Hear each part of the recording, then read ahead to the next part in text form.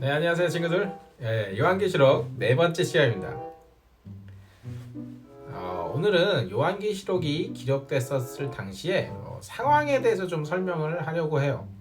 이 성경을 이해하는 데 있어서 굉장히 중요한 부분 중에 하나인데, 그 성경이 기록되었을 때 그 당시 사회가 어떤 분위기였느냐, 이것을 이해하는 게 굉장히 큰 도움이 됩니다.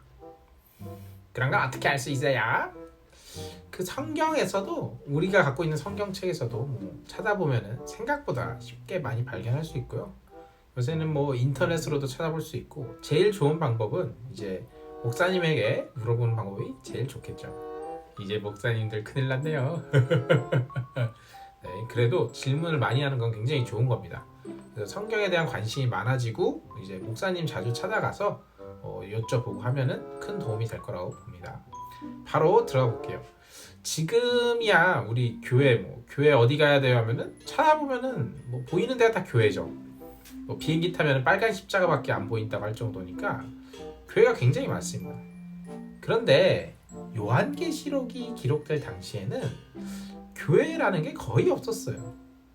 그러니까 한마디로 예수님 믿는다, 이상한 사람이었어요. 내가 같이 살고 있는 가족, 동료, 공무원들 모두가 예수님을 안 믿는 사람들이에요. 자, 이렇게 되면은 고민이 생기게 됩니다. 완전히 이방 종교적인, 예를 들면 유대교라거나 기독교적인 그런 성향 자체가 없는 그리스 로마 신화 같은 데 있죠. 아테네 신전이랄지 제우스 신전, 로마가 섬기는 여러 신들, 이런 것들이 그 사회에 섞여 있었단 말이에요. 우리가 뭐랄까요, 국민 종교라고 하면은 보통 교회를 떠올리보다 불교를 먼저 떠올리죠. 근데 이제 완전 불교 국가 같은 데를 가보면은 그냥 불교를 여러 종교 중에 하나로 보는 게 아니라 사회 현상으로서 아예 그냥 들어가 있는 겁니다. 일본을 예로 들자면 신토 같은 그런 걸 예로 들 수 있겠죠. 특별히 믿지 않더라도 그들의 삶 속에 그게 아예 좀 뿌리 깊게 들어가 있는 경우예요. 자, 그런데 이런 것들이 예수님을 믿으면서부터는 굉장히 큰 어려움으로 작용이 되는 겁니다. 왜냐하면 예를 들면 은행 업무랄지 뭔가 고기, 이거 아주 중요해요. 고기를 먹고 싶은데 그런 걸 어디서 구매할 수 있냐? 그 이방 신전에서 이런 걸 구매하게 돼 있거든요. 그럼 이방 신전 가는데 은행 업무만 보고 갈 거예요? 이렇게 할 수 있나요? 거기서 이제 황제 숭배 같은 게 있죠. 로마 시대 때는 로마 황제가 곧 신이다. 네, 그렇게 말해야 좋죠. 감히 신을 건드릴 수 없게끔 만들어놔야 그 왕권을 통치하는 데 도움이 되니까. 근데 그러면 로마를 신으로 떠받들면, 로마 황제를 신으로 믿어버리면 예수님을 믿는 믿음하고는 부딪히게 되죠. 그렇다 보니까 그러면 내가 예수님 믿고 따르겠다 이렇게 강하게 생각하면 은행도 못 가, 고기도 못 먹어. 굉장히 어려운 일들이 많이 직면하게 돼버리는 겁니다. 사회에서도 예수를 주로 고백하는 사람들, 크리스찬들이 골칫거리가 되는 거예요. 그 사람들이 봤을 때는 얘 이상하다, 얘는 애국심도 없고 신을 섬기지도 않고 황제를 숭배하지도 않는다, 반정부적이다, 이상한 애들로 보는 겁니다. 그러면 어떻게 되냐? 괴롭힘을 당하죠. 직장에서도 따돌림을 당하고, 동업자들에게 따돌림 당하고, 거래하기로 했던 사람이 너 그리스도인이야? 그럼 안 해. 이런 일들도 생기게 되고, 정부 관원들에게 끌려가서 조사받기도 하죠. 너 왜 황제를 숭배하지 않냐? 이런 식으로. 이게 한 곳에서만 일어나는 게 아니라 곳곳에서 그런 박해가 일어나니까 굉장히 힘들었을 겁니다. 특히나 뭐가 힘들었을 거로 보냐면은 그리스도인들이 차마 떠올리기도 싫은 무지막지한 박해를 떠올리게 하는 거예요. 그게 언제였냐? 요한계시록이 기록됐을 때보다도 전인 60년대에 대대적인 기독교 박해가 이미 있었어요. 바로 네로 황제에 의한 기독교 박해였죠. 네로는 로마 대화재를 일으켰는데 그 죄를 누구의 탓으로 돌렸느냐?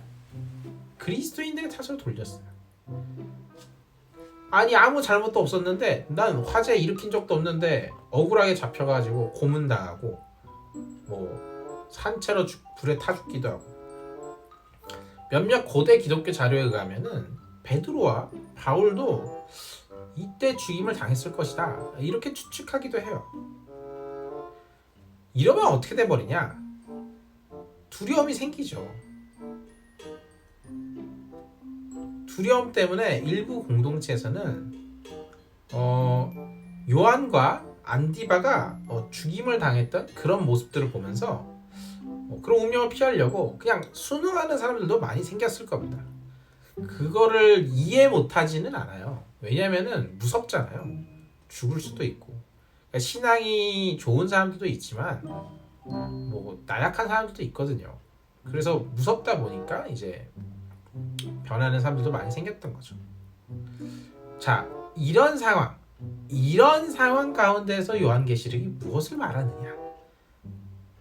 근데 요한계시록은 이렇게 얘기해요. 타협하지 말고 신실함을 지켜라. 그럼 지킬 수 있어요? 지켜라. 무서워요. 어렵죠. 어려운 문제입니다. 그래서 요한계시록은 그냥 단순히 문자가 어려운 게 아니라 그 내용이 이렇게 지킬 수 있을까라는 생각이 들 정도로 어려워요. 여기에 어떻게 그들이 신앙을 지켰는지가 쓰여 있는데 소망을 주는 거예요. 왜 우리가 이렇게까지 해야 됩니까? 새 하늘과 새 땅이 있기 때문이다. 지금 우리가 꿈꾸는 것은 이 땅에서의 부귀영화가 아니다. 새 하늘과 새 땅에 우리는 참여하게 될 것이다. 그 확실한 소망이 현재를 지탱해 주는 거예요. 이 이야기는 2000년 전의 이야기로 끝이냐? 오늘날의 이야기이기도 해요. 바벨론이라고 쓰여 있어요. 요한계시록에 보면 로마라고 쓰여 있는 부분이 한 부분도 없어요. 바벨론이라고 쓰여져 있습니다. 무슨 말이냐? 1세기에만 의미 있는 책이 아니라는 거예요. 이런 말이 있습니다. 바벨론의 모자가 들어맞는 사회는 어느 사회나 그 모자를 써야만 한다. 요한계시록은요, 지금 역사를 관통하고 있어요. 현재에 이르기까지 로마가 행하는 것과 유사한 일체 모든 우상 숭배와 불의를 비판의 대상으로 삼는 겁니다. 너희가 하나님을 떠나고 신앙을 저버리게 하는 그 무언가가 있느냐? 저항해라. 포기하지 말아라. 새 하늘과 새 땅을 꿈꿔라. 그리고 지금 여기서 타협하지 말아라. 신실함을 지켜라.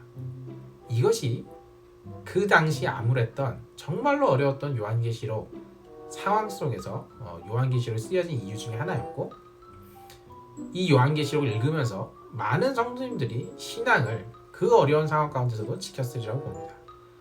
오늘날 우리에게도 당연히 의미 있는 책입니다. 타협하지 마세요. 어떠한 경우에도 우리의 믿음을 신실하게 지켜나가길 바랍니다. 그러면 오늘은 여기까지 할게요. 또 다음 시간에 만나요. 안녕.